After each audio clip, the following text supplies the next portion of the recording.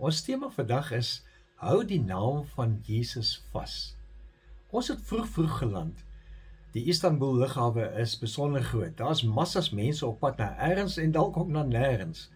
Maar buite wag 'n nuwe dag en 'n ongelooflike reis na een van die mees opvallende plekke in die Nuwe Testament.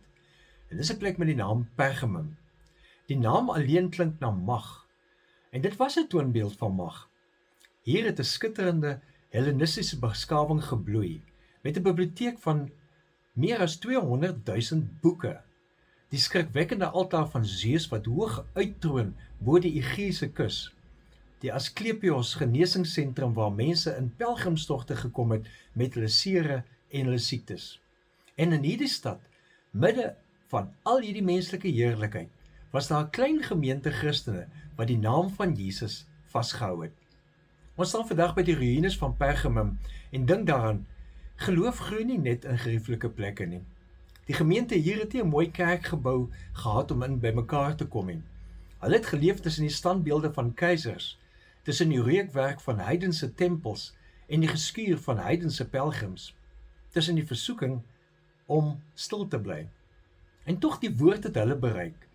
So terwyl ons oor die ou klippe loop, terwyl die wind van die Egeïese See aan ons wange raak, onthou ons is deel van 'n verhaal wat lank voor ons begin het en lank na ons sal aangaan. Die boodskap van Pergamum lees ons in Openbaring 2 vers 13. Ek ken die plek waar julle bly, daar waar die troon van Satan is. Tog bly julle aan my naam getrou en het julle nie julle geloof in my afgesweer nie. Selfs nie in die tyd toe Antipas my getroue getuie doodgemaak is daar by julle waar die Satan bly nie. Maar hoewel hulle getrou was dit ook nodig dat hulle moes bekeer, omdat hulle dieselfde sondes begin doen het as die heidene. En God vra dat hulle moet bekeer om juis die oorwinning te kan behaal. En dan kom die belofte soos 'n steen in die hand gedruk deur die oorwinnaar self.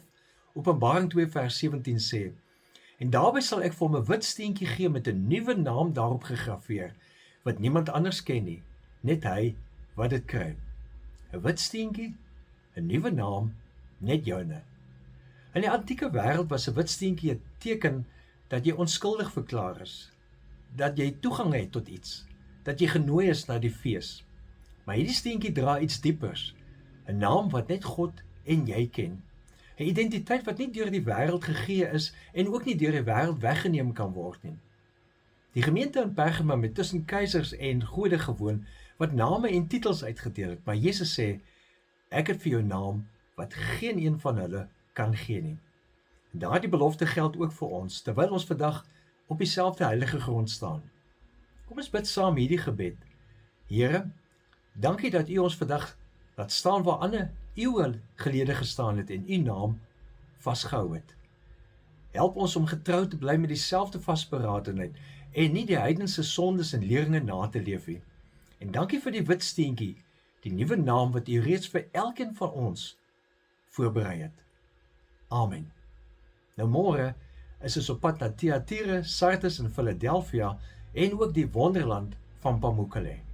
Leef geïnspireerd.